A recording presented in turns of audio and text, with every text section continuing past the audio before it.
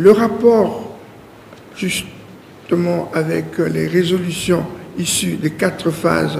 antérieures, la commission technique a toujours exprimé sa profonde préoccupation sur la non-mise en œuvre des recommandations formulées,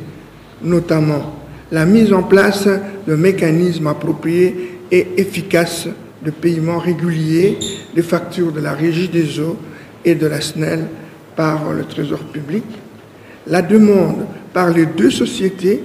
de la remise totale des pénalités à leur appliquées par les régies financières, l'EGI, l'EGERAD,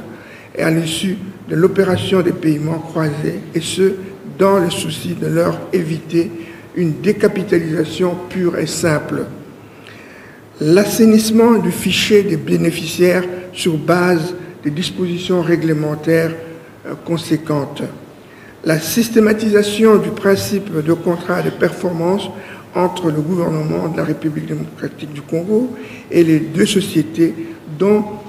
la responsabilité du suivi et d'évaluation devrait être formellement confiée à une structure appropriée. Pour notre part, nous osons espérer que cette 5e phase tiendra ses promesses en termes de conciliation et certification des créances et dettes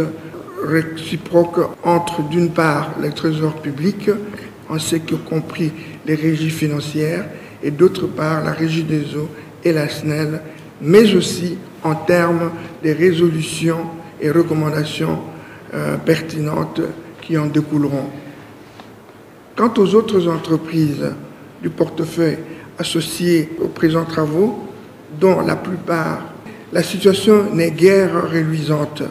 La commission technique mixte n'épargnera aucun effort pour l'assainissement de leur situation financière. Il va de soi que la réussite de la mission dépend de l'implication et la détermination des autorités compétentes du gouvernement de notre pays. Permettez-moi de rendre grâce à l'Éternel Dieu Tout-Puissant par son Fils unique, notre Seigneur Jésus-Christ, qui a permis de nous réunir ces jours, et j'implore sa présence pour le bon déroulement des travaux de ces assises, dont les résultats attendus consolideront ceux obtenus lors des précédentes qui, progressivement, assainissent les finances de la SNEL et de la Régie des eaux, lourdement plombées par les non-paiements par l'État de factures de la consommation d'eau et d'électricité des instances officielles et ayant droit.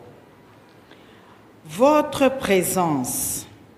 à cette cérémonie témoigne sans nul doute de l'intérêt que vous avez accordé à cette problématique. Nous savons et le vivons tous combien celle-ci est préoccupante pour le gouvernement de la République qui, sous le leadership clairvoyant de son Excellence Monsieur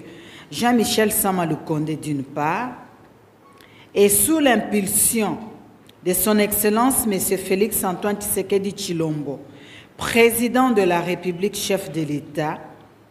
en lui rendant mes hommages les plus déférents, d'autre part, a mis sur pied un ambitieux programme dont la démarche fondamentale vise la maximisation des recettes de nos 2 sociétés en vue de leur performance. Ainsi, elles seront à mesure de combler l'énorme défi en eau et électricité de nos populations. Les travaux qui s'ouvrent aujourd'hui figurent parmi les principales actions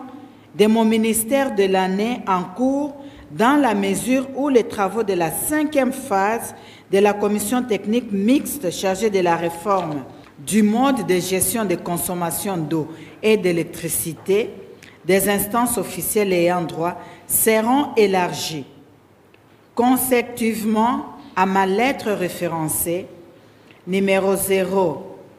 01732 ministre PF CSPKM 0 2023 du 25 octobre 2023 à d'autres entreprises publiques dont, à plusieurs égards, la situation actuelle s'est souvent avérée préoccupante. Je cite Kobil SA, Kadeco SA, Onatra SA, Sokimo, RVA, CVM, GECAMIN, SNCC, un établissement public, l'OCC.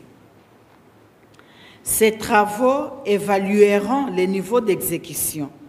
des recommandations des précédentes phases, dont ceux de la 4e phase qui avait été clôturée le 6 juillet 2022